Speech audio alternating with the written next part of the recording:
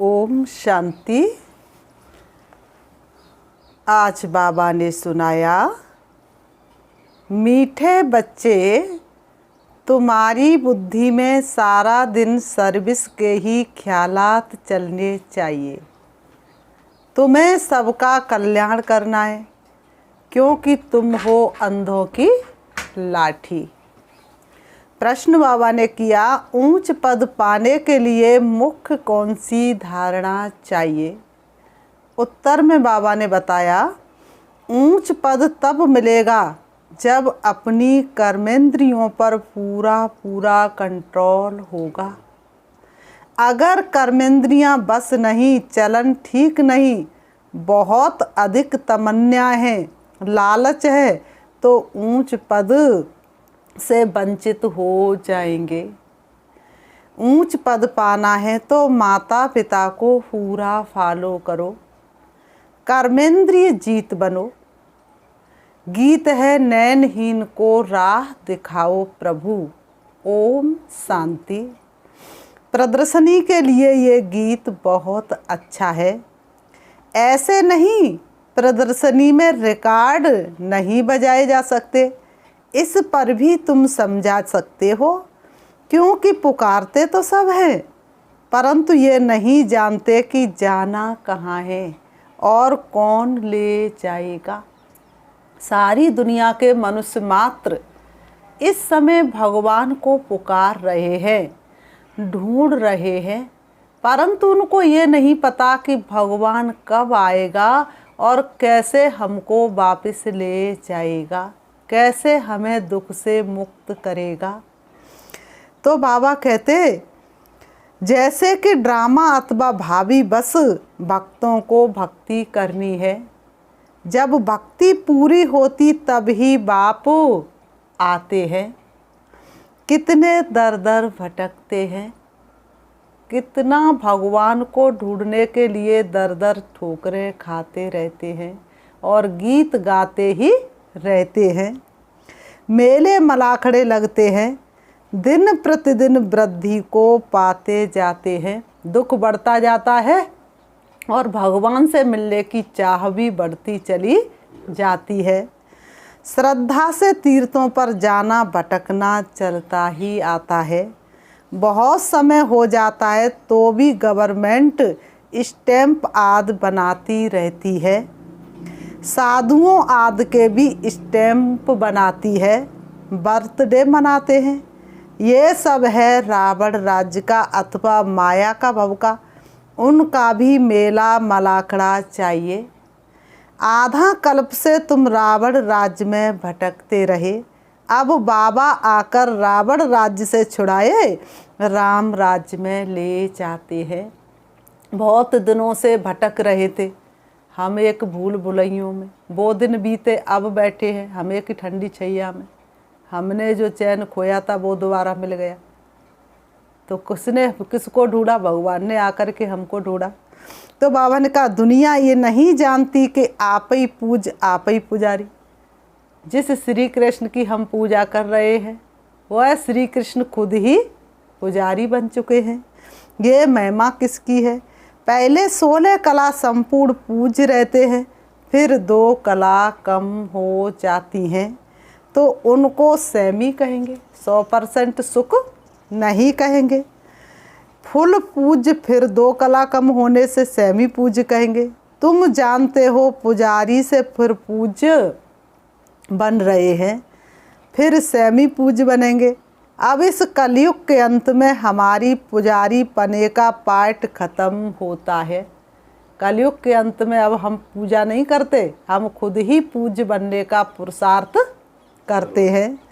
पूज बनाने के लिए बाबा को आना पड़ता है। भक्तों को भगवान मिला, हमें प्यारा पिता रूहानी। अब बाबा विश्व का मालिक बनाते हैं। विश्व तो ये भी है, वह भी होगी। वहाँ मनुष्य बहुत थोड़े होते हैं।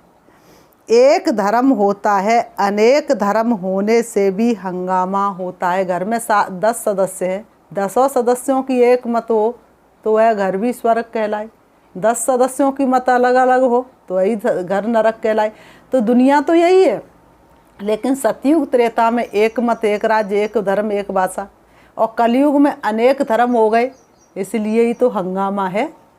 अब बाबा आया है लायक बनाने, जितना बाबा को याद करेंगे उतना अपना भी कल्याण करेंगे। देखना है कि कल्याण करने का कितना शौक रहता है। जैसे आर्टिस्ट है उनको ख्याल रहता है, ऐसे ऐसे चित्र बनाएं जिससे मनुष्य अच्छी रीति समझ जाए। समझेंगे हम बेहद के बाप की सर्विस करते हैं, भारत को स्वर्ग बनाना है। प्रदर्शनी में देखो कितने ढेर आते हैं, तो प्रदर्शनी के ऐसे चित्र बनाए जो कोई भी समझ जाए कि ये चित्र एक्यूरेट रास्ता बताने वाले हैं। मेले मलाखड़े आदि जो हैं वह तो उनके आगे कुछ भी नहीं है। आर्टिस्ट जो इस ज्ञान को समझते हैं उनकी बुद्धि में रहेगा ऐसे ऐसे चित्र बनाए जो बहुतों का कल्याण हो जाए। रात दिन बुद्धि इस बात में लगी रहनी चाहिए। इन चीज़ों का बहुत शौक रहता है। मौत तो अचानक आता है, शुभ कर्म में ना देरी करो, सांसों का भरोसा नहीं। जिंदगी को सफल अब करो, सांसों का भरोसा नहीं। सांसों का क्या भरोसा, कौन सी सांस अंतिम सांस हो जाए। मौत तो कब आ जाए कोई भरोसा नहीं। अगर जुत्ती याद की याद में रहे, मौत आ गया तो जुत्ती जैसा जन्म मिलेगा। अंतमति सो गति हो जाएगी। इसलिए जितना अधिक समय, भले ही इस जग में रहते जग से दूर, इस जग में हम रहते हैं, लेकिन जग के मोह जाल से अगर दूर रहेंगे तो अंतमति सो सदगति हो जाएगी। नहीं तो सारी दुनिया की चीज़ याद आई और शिव बाबा याद नहीं आया तो अंतमति सो दुर्गति हो जाएगी। यहाँ तो बाप कहते हैं देह सहित सबको भूलना है। ये भी तुम समझते हो कि बाप कौन है? कोई से पूछो। बाबा ने कहा कोई से पूछो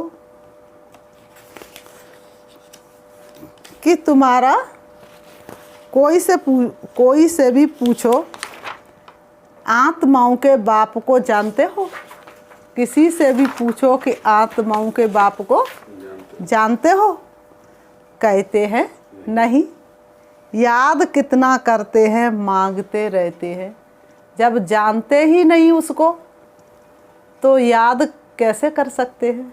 जब किसी देने वाले को कोई अर्थात जाने ही नहीं तो कैसे तो याद करेगा और कैसे उससे कुछ मिल सकेगा? कुछ मिल सकेगा क्या? लेकिन मांगते ही रहते हैं, याद करते ही रहते हैं। देवियों से भी जाकर मांगते हैं। देवी की पूजा की और कुछ मिल गया तो बस उन पर कुर्बान हो जाते हैं। देवी की पूजा की और उसी समय होने वाला तो होगा, उसी समय कुछ मिल गया तो उन पर कुर्बान जाते हैं। फिर पुजारी को भी पकड़ लेते हैं, वह भी आशीर्वाद याद करते हैं। कितनी अंधश्रद्धा है। बाबा कहते मनुष्यों के अंदर कितनी अंधश्रद्धा है। तो ऐसे ऐसे गीतों पर प्रदर्शनी में भी समझा सकते हो। ये प्रदर्शनी तो गांव-गांव में जाएगी। बाप गरीब निवाज है, उन्हों को जोर से उठाना है। साहूकार तो कोटों में कोई ही निकलेगा। साहूकारों को तो करोड़ों को सुनाएंगे तब एक निकलेगा। प्रजा तो ढेर है। यहाँ तो मनुष्य से देवता बनना है। बाप से वर्षा मिलता है।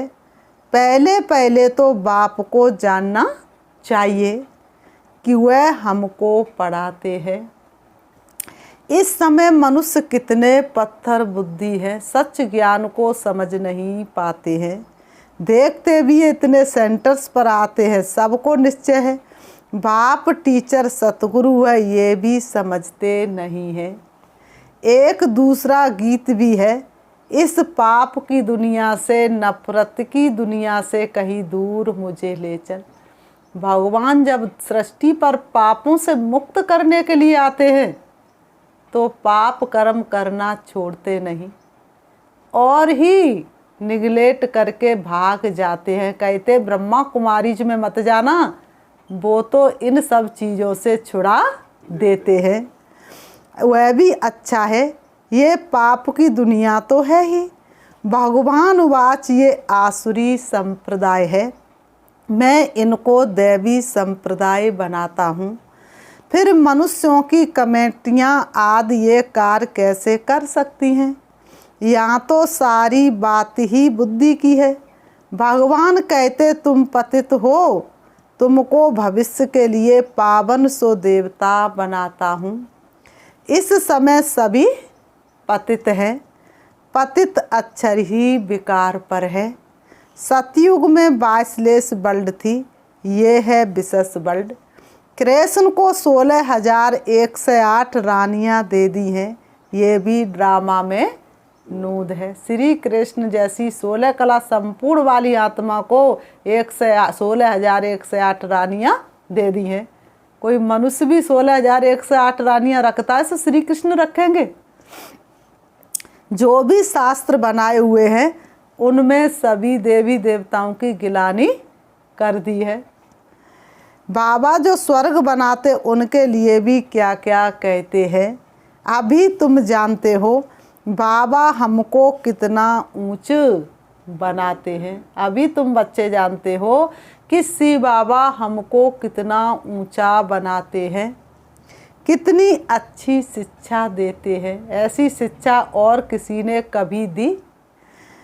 सच्चा सच्चा सत्संग तो ये है। दुनिया में लोग समझते कीर्तन किया, भजन किया, गीत गाए, हो गया सत्संग। लेकिन बाबा ने कहा सच्चा सच्चा तो सत्संग ये है। सत्य परमात्मा का संग ही सत्संग कहलाता है। बाकी गीत गाने से कोई सत्संग होता नहीं है, बाकी सब झूठ संग है।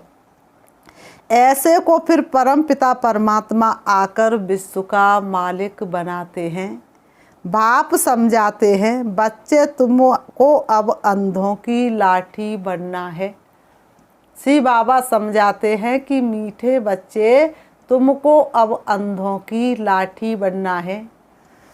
जो खुद ही सज्जे नहीं हुए फिर औरों की लाठी क्या बनेंगे? खुद ही ज्ञान को अंदर तक धारण नहीं किया तो फिर वह दूसरों को कैसे सुनाएंगे, दूसरों को राह कैसे दिखा सकते हैं? भल करके ज्ञान का विनाश नहीं होता।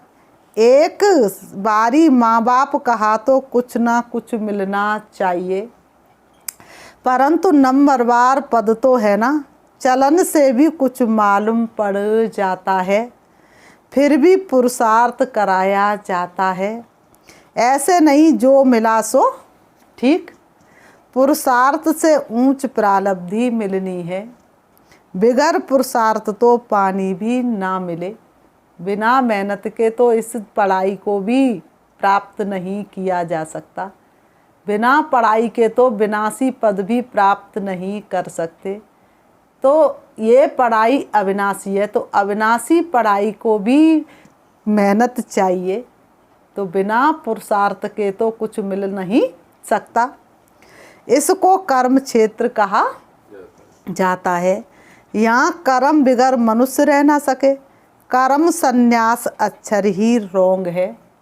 कर्म का संन्यास किया और दूसरों से खाया तो ये भी तो हिसाब किताब जुड़ाना। बहुत हट करते हैं, पानी पर आग पर चलना सीखते हैं, परंतु फायदा क्या मिला? हट कर किया, सिद्धि प्राप्त की, पानी पर चल के निकल गए, आग में निकल गए, तो बाबा ने कहा उससे क्या विक्रम विनाश हो गए? फायदा क्या हुआ? मुक्त आयु गवाते हैं। भक्ति की जाती है रावण के दुख से छूटने के लिए, छूट कर फिर वापस जाना है। इसलिए सब याद करते हैं हम मुक्ति धाम में जाएं अथवा सुख धाम में जाएं। इसलिए गीत गाते रहते काटो जन्म मरण के फेरे। तो वास्तव में जन्म मरण के फेरे से तो कोई छूट नहीं सकता। तो इसलिए बाबा ने कहा दोनों ही पास्ट हो गए। भारत सुखधाम था, अब नरक है, तो नरकवासी कहेंगे ना। तुम खुद कहते हो फलाना स्वर्गवासी हुआ, अच्छा तुम तो नरक में हो ना। किसी का शरीर छूटता है तो कहते फलाना स्वर्गवासी हुआ, तो इसका मतलब तुम नरक में हो ना। हेवन के अगेंस्ट हेल है, बाकी ये तो है शांति धाम। बड़े बड़े लोग इतना भी समझते नहीं हैं, अपने को आप ही सिद्ध करते हैं हम हेल में हैं। बड़ी युक्ति से सिद्ध कर बताना है, ये प्रदर्शनी तो बहुत काम कर दिखाएगी। इस समय मनुष्य कितने पाप कर्म करते हैं, स्वर्ग में ऐसी बातें होती नहीं, वहाँ तो प्रारब्धि है। तुम फिर से अब स्वर्ग में चलते हो, फिर से भगवान स्वर्ग की स्थापना कर रहे और तुम स्वर्ग में चलने का पुरुषार्थ कर रहे हो। तुम कहेंगे अनेक बार इस विश्व के मालिक हम बने हैं, फिर अब बन रहे हैं। दुनिया में किसको भी कुछ भी पता नहीं, उन्हें तो सिर्फ विनाश दिखाई दे रहा है, स्थापना का कार्य हो रहा है ये उनको पता ही नहीं। बाबा ने कहा तुम्हारे में भी कोई समझते हैं, इस खेल से कोई छूट नहीं सकते। मोक्ष भी मनुष्य तब चाहते जब दुखी होते हैं, सुख होता तब तक कभी नहीं कहते कि इस दुनिया से भगवान हमें ले चलो। बहुत दुख होता तो कहते इस दुनिया में तो आना ही नहीं है। तो बाबा तो कहते हैं, बाबा ने कहा बाबा तो कहते हैं अच्छी रीति पुरुषार्थ करो। श्री बाबा तो कहते हैं कि बच्चे अच्छी रीति पुरुषार्थ करो। तो बाबा कहते माँ बाप को फॉलो कर अच्छा पद पालो, अपनी चलन को सुधारो। बाप तो राह बताते हैं, फिर उस पर क्यों नहीं चलते हो। श्री बाबा तो राह बताते, फिर उस पर क्यों नहीं चलते हो।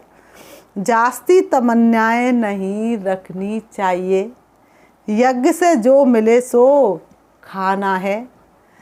लालच है कर्मेंद्रियों बस में नहीं है, तो पद भी ऊंचा नहीं पा सकते। बुद्धि का योग खाने पीने पहनने ओढ़ने में लगा रहेगा तो फिर बाप को याद कैसे कर सकेंगे।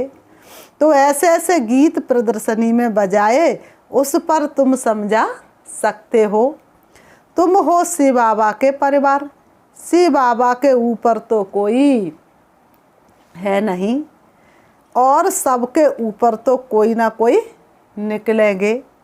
84 जन्म में दादा बाबा भी 84 मिलते हैं, 84 जन्म में दादा बाबा भी 84 मिलते हैं। शिव बाबा है रचता, अब नई रचना रच रहे हैं, अर्थात पुरानी को नया बनाते हैं। तुम जानते हो हम सांवरे से गोरे बनते हैं। स्वर्ग में श्री कृष्ण है नंबर 1, फिर लास्ट में उनका जन्म है, फिर यही पहला नंबर बनता है। पूरे 84 जन्म श्री कृष्ण ने ही लिए हैं। सूर्यवंशी देवी संप्रदाय ने पूरे 84 जन्म लिए। बाप कहते जो श्री कृष्ण पहला नंबर था उनके ही अंतिम जन्म में प्रवेश कर फिर उनको श्री कृष्ण बनाता हूँ। फिर बाबा ने कहा अच्छा मीठे मीठे सिखीलते बच्चों प्रति माता पिता दादा का याद प्यार और गुड मॉर्निंग। रूहानी बाप की रूहानी बच्चों को नमस्ते। हम रूहानी बच्चों की रूहानी बाप दादा को याद प्यार और नमस्ते नमस्ते नमस्ते नमस्ते। धारणा के लिए मुख्य सार नंबर 1, कोई भी विनाशी तमन्नाएं नहीं रखनी है, अपना और सर्व का कल्याण करना है। नंबर 2, देश सहित सब कुछ भूल वापस घर चलना है। इसलिए चेक करना है कि बुद्धि कहीं पर भी अटकी हुई तो नहीं है। वरदान, नेचुरल अटेंशन को अपनी आदत बनाने वाले स्मृति स्वरूप भव। नेचुरल अटेंशन को अपनी नेचर बनाने वाले स्मृति स्वरूप भव। स्पष्टीकरण है, सेना में जो सैनिक होते हुए कभी भी अलवेले नहीं रहते, सदा अटेंशन में अलर्ट रहते हैं। थोड़ा भी अलवेले हुए तो क्या होगा। आप भी पांडव सेना हो, इसमें जरा भी अलवेलापन ना हो। ऐसे नहीं कि आज पुरुषार्थ नहीं किया तो चलेगा, लेकिन बाबा ने कहा नहीं, अटेंशन एक नेचुरल विधि बन जाए। कई अटेंशन का भी टेंशन रखते हैं, लेकिन टेंशन की लाइफ सदा नहीं चल सकती, इसलिए नेचुरल अटेंशन अपनी नेचर बनाओ। अटेंशन रखने से स्वतः स्मृति स्वरूप बन जाएंगे। विस्मृति की आदत छूट ना बिसरो और ना याद करो। भूलो ही मत शिव बाबा को, सो उन्हें याद करना पड़े। स्लोगन, स्वयं के स्वयं टीचर बनो तो सर्व कमजोरियां स्वतः समाप्त हो जाएंगी। मातेश्वरी जी के अनमोल महावाक्य। नंबर 1, याद का तल्लुक संबंध ज्ञान है। याद का तल्लुक है ज्ञान से। ज्ञान के बिना याद यथार्थ नहीं रह सकती। बिना ज्ञान के बाबा को याद कर नहीं सकते। इसलिए इस पढ़ाई के 4 सब्जेक्ट हैं। सबसे पहला सब्जेक्ट ज्ञान है, ज्ञान होगा। दूसरा सब्जेक्ट योग, तीसरा सब्जेक्ट धारणा और चौथा सब्जेक्ट सेवा। अगर ज्ञान होगा तो शिव बाबा को याद कर सकते हैं, और याद करेंगे तभी धारणाएं होंगी, और जब धारणाएं होंगी तभी हम दूसरों को ज्ञान सुना सकते हैं। तो पहले मनुष्य को अपनी सुखी जीवन बनाने के लिए कौन सी मुख्य पॉइंट बुद्धि में रखनी है। पहले तो ये मुख्य बात समझनी है कि जिस परमात्मा बाप की हम संतान हैं, उस बाप की याद में हर समय श्वासों श्वास उपस्थित रहे। उस अभ्यास में रहने की पूर्ण रीति से कोशिश करनी है। अब श्वासों श्वास का मतलब है लगातार बुद्धि योग लगा रहे, जिसको निरंतर योग अटूट अजपा जाप याद कहा जाता है। ये कोई मुख से जपने वाली याद नहीं है, और ना कोई मूर्ति सामने रख उसका ध्यान करना है। कर हिले ना जिब्या हिले, हिले ना एक उदंत। सुमरण ऐसा कीजिए जिससे कट जाए जन्म जन्म के फंद। परंतु ये बुद्धि योग द्वारा याद रखनी है।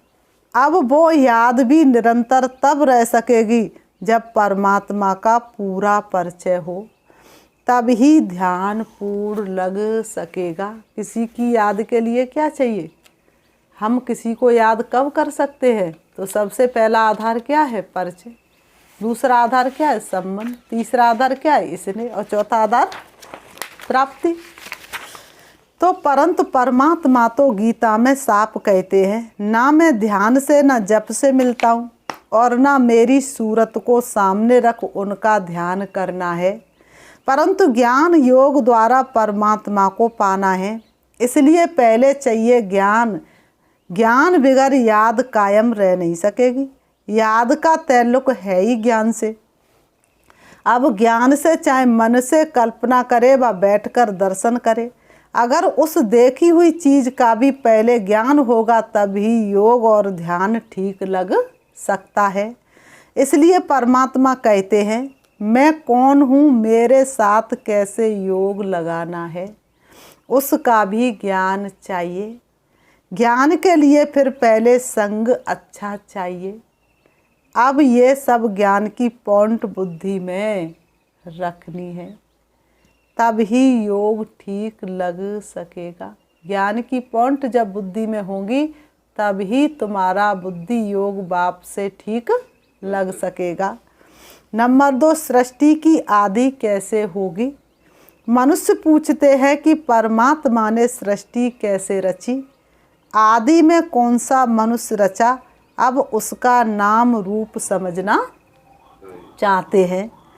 अब उस पर उन्हों को समझाया जाता है कि परमात्मा ने सृष्टि की आदि ब्रह्मा तन से की है। ऐसे कोई पीपल के पत्ते पर श्री कृष्ण नहीं आया। पहला आदमी ब्रह्मा रचा है। तो जिस परमात्मा ने सृष्टि की आदि की है तो अवश्य परमात्मा ने भी इस सृष्टि में अपना पार्ट बजाया है। अब परमात्मा ने कैसे पार्ट बजाया? पहले तो परमात्मा ने सृष्टि को रचा, उसमें भी पहले ब्रह्मा को रचा, तो गोया पहले ब्रह्मा की आत्मा पवित्र हुई। इसलिए कहते राम नाम सागर अथाह बह जाए जम को नहाए। तो सबसे पहले किसने स्नान किया? ब्रह्मा की आत्मा ने। वही जाकर श्री कृष्ण बनी। उसी तन द्वारा फिर देवी देवताओं के सृष्टि की स्थापना की। तो देवी सृष्टि की रचना ब्रह्मा तन द्वारा कराई। तो देवी देवताओं का आदि पिता ठहरा ब्रह्मा। ब्रह्मा सो श्री कृष्ण बनता है। वही श्री कृष्ण का फिर अंत का जन्म ब्रह्मा का है। इसलिए भक्तों ने ब्रह्मा सो विष्णु, विष्णु सो ब्रह्मा। अब ऐसे ही सृष्टि का नियम चलता आता है। अब वही आत्मा सुख का पाठ पूरा कर दुख के पाठ में आती है। तो रजो तमो अवस्था पास कर फिर शूद्र से ब्राह्मण बनती है। तो हम हैं ब्रह्मा वंशी सो शिव वंशी सच्चे ब्राह्मण। अब ब्रह्मा वंशी उसको कहते हैं जो ब्रह्मा के द्वारा अविनाशी ज्ञान लेकर पवित्र बनते हैं। नंबर 3, ओम शब्द का यथार्थ अर्थ। जब हम ओम शांति शब्द कहते तो पहले ओम शब्द के अर्थ को पूर्ण रीति से समझना है। दुनिया में तो लोग ओम का बहुत लंबा चौड़ा अर्थ निकालते हैं, लेकिन बाबा ने ओम का अर्थ बताया। अगर कोई से पूछा जाए ओम का अर्थ क्या है तो वो लोग ओम का अर्थ बहुत ही लंबा चौड़ा सुनाते हैं। बाबा ने कहा ओम का अर्थ ओंकार बड़े आवाज से सुनाते हैं। इस ओम पर फिर लंबा चौड़ा शास्त्र बना देते हैं, परंतु वास्तव में ओम का अर्थ कोई लंबा चौड़ा नहीं है। अपने को तो स्वयं परमात्मा ओम का अर्थ बहुत ही सरल और सहज समझाते हैं। तो सही शब्दों में कोई मनुष्य किसी बात का अर्थ निकाल नहीं सकता। सही बात तो परमात्मा ही आकर के हमें बताते हैं, लेकिन जब वो आते हैं तब उनको कोटों में कोई में भी कोई पहचान पाते हैं। ओम का अर्थ है मैं आत्मा हूँ, मेरा असली धर्म शांत स्वरूप है। इसलिए ओम शांति आपस में क्यों करते हैं? ओम शांति कोई अलग से नहीं, ओम शांति का अर्थ है मैं आत्मा भी शांत स्वरूप और तुम आत्मा भी शांत स्वरूप। अब इस ओम के अर्थ में उपस्थित रहना है। तो ओम का अर्थ मैं आत्मा परमात्मा की संतान हूँ। मुख्य बात ये हुई कि ओम के अर्थ में सिर्फ टिकना है, बाकी मुख से ओम का उच्चारण करने की जरूरत नहीं। ये तो बुद्धि में निश्चय रखकर चलना है। ओम का जो अर्थ है उस स्वरूप में स्थित रहना है। मैं आत्मा परमात्मा की संतान हूँ।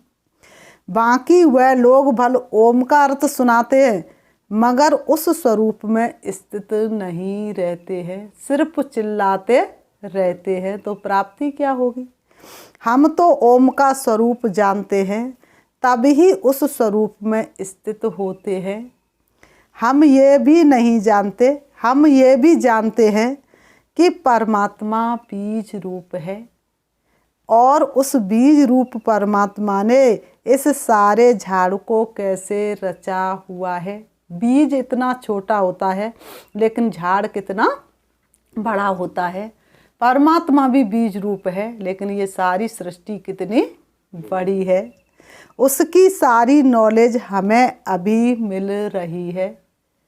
बीज रूप परमात्मा ने सारी सृष्टि की नॉलेज अभी हमको बताई है। अच्छा। ओम शांति। ये रहे आज के ईश्वरी महावाक्य।